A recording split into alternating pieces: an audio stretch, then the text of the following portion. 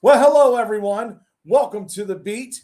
I'm Dr. Quack, and today we have a special guest here, one half of the tag team champions here at Heart and Soul. Ladies and gentlemen, one half of the Hellraisers, the Heathen. HSP. It is America's most wanted. How is your mama and them? Countdown with me. Don't know, and you know I never did give a damn. How's it going, Quack? There we go. Sorry about that. I had to make sure I had the technical side part up there. But thank you for coming on here. I mean, always a pleasure. First thing, let me get this out of the way. Congratulations on winning the Inferno Championship. It finally found its rightful owner, as I should say, because now we get to bring life back into the division. Okay. I mean, how does it feel to be a world champion? I mean, you've gone through this promo game now. How long? About how many years? I've been in the promo game, sir, for just over 2 years now. Oh, wow. And to go from being the guy that wore the hoodie with the bandana over his face talking about purging the system and, going through the growth of going through the WGP days, the PPF days, coming back to the VOH, and to finally claim that top spot that I have busted my ass to get to, it's a whole nother feeling. And I want to make it fun again. That's my goal. I plan to have as much fun with this Inferno title run as I possibly can. Okay. I mean, how do you compare yourself? Now you're the Inferno champion. You have a lot of other champions in that Fed. How do you compare yourself to them? Where do you stack up? Well, if we want to put it that way, I mean, I'm the top guy. I've already beat the King of Promos champion. And when the King of Promos champion is 0-1 against the current Inferno champion, I do believe that puts me at the top of the list. I mean, can't you agree? That's very debatable. I can't disagree with that in some ways, but I mean, the title wasn't on the line when you guys fought, right? The King of Promos? Well, it's like this. When all of that came down, he had the option to make it a title match and decided not to, because I do believe he has that big yellow streak up his back, because he knows, given the opportunity, I would be your new King of Promos champion, without a doubt. Okay. Well, that makes a lot of sense. I mean, they've got a lot of great champions over there. Definitely, you could say you're among the top. Hard to disagree with that. But well, I mean, go ahead. If we're talking about great champions, I mean, we got to talk about the Catalyst champion. Am I right? Yeah, I heard that guy's pretty good. That Dr. Quack, man, he's really tearing the asylum up, and I think the Boiler Room's really missing out. They could be. But now I want to get into something really important here. Talking about you and your tag partner. Did you get a chance to watch his interview? I heard some of the things he had to say.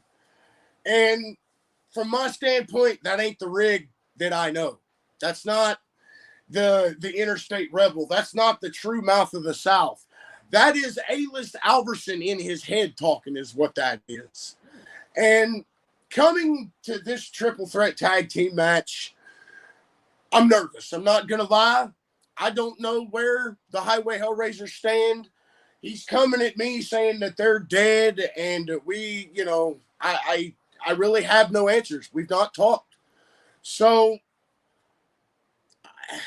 all I can say is I'm going to be there and bring my half of the hardest hitting part of the Hellraisers, being me. So if I got to do it myself, then so be it. I mean, I get it. He says that you won't come to the dark side with him. See, when they mention the dark side, that's a term that's tossed around quite a bit. But when you want to talk about the dark side, I mean, you have Damian Cross. He's one with the dark side. You have, used to have Negan Al Ghul. Another one that was one with the dark side. 7.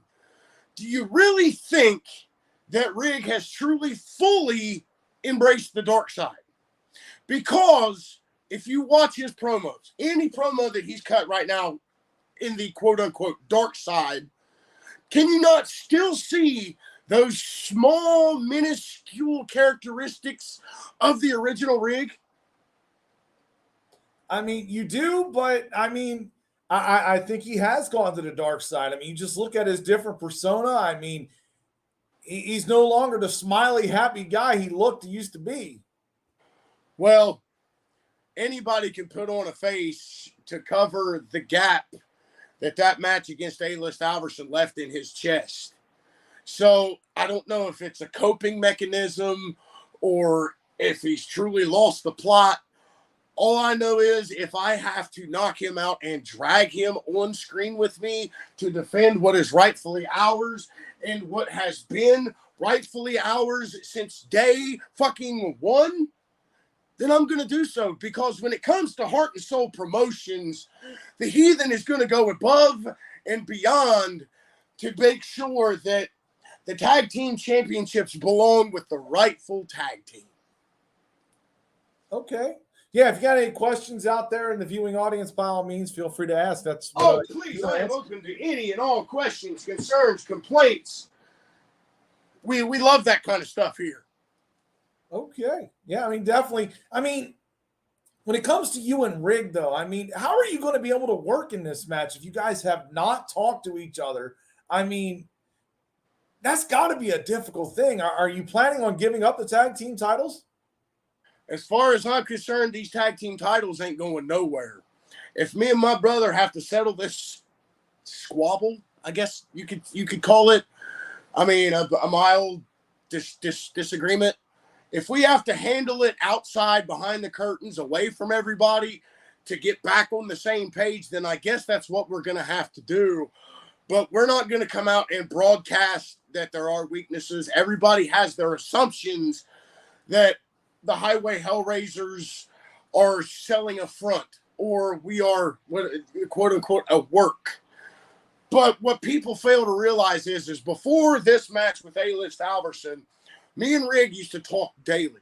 We would set up what we were going to do, the Hellraisers address, all that stuff. We would be in constant communication because that's what comes with being the definition of cohesion. The reason we're definition of cohesion is because we've been undefeated since established. And I'll be damned if I'm going to let one mental lapse from my brother sink the unsinkable, to destroy what we have built. He wants to claim, yes, he is El Presidente of the Hellraisers, but I still have just that little bit left to say about it. And as far as I'm concerned, as I said, these tag team titles ain't going anywhere. If I have to defend them myself, at least I can say that if we do lose them, one of us put up a fight. Okay. Now I want to move into one more thing here because this is a big thing we got going on. We got the biggest matchup, the biggest show of the year in Heart and Soul Promotions, Soul Harvest. Ooh, Harvest. And this is what kind of got me because I noticed who got drafted first and who got drafted last. Honestly, I don't know what they were thinking when they drafted me last. And they drafted Rig first. Well, it is Rig. I mean, it is that half of the Hellraisers, so I can understand why they picked him first and get him out of the way. But why they chose me last, I'll never know. But if Villain thinks I'm just going to fall in line like the rest of them after being chose last, then he's sadly mistaken, because you of all people know I'm not one for going along with authority figures. And just because he's team captain doesn't mean I'm just going to fall in line like everybody else. Oh, man. Well, that makes a lot of sense. I mean, preparing for this, because you're wondering who you're going to be fighting, you know? I mean, any one of the other guys. And, of course, it's Team Enforcer, Team 7. You know, one of your friends on the other side here, team captaining. When it comes to who all is on Team 7, might I ask? I don't even know who all's part of it. I don't know who's been drafted. I got it right here. That would be team captain, Enforcer, or 7. That would be your tag partner, Rig. That would be Vagabond, Tonstradamus, Jay Briggy, Prince Blackheart, and Dax Snow. That's actually some heavy hitters. There's some heavy hitters in that group for sure.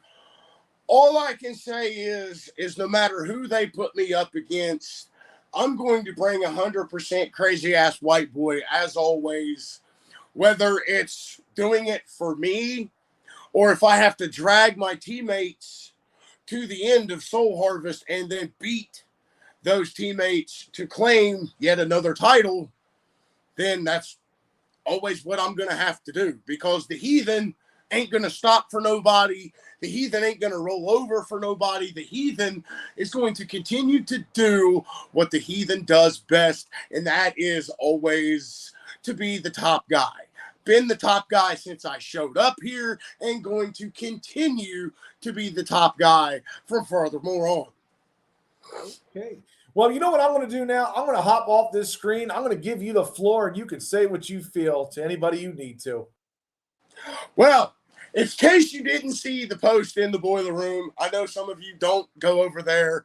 The Inferno title being at the same weight as the King of Promos Championship, I want to make sure that this is heard everywhere. Enforcer, 7, coward, chicken shit, whatever you want to call it, I'm calling you out and will continue to call you out, because you are 0-1 against me, which means I am the VOH World Champion. Now, when it comes to Soul Harvest and my brother Rig, you may be on the other side of the fence from me, and if we do end up facing off, we're going to tear the house down, as we always do.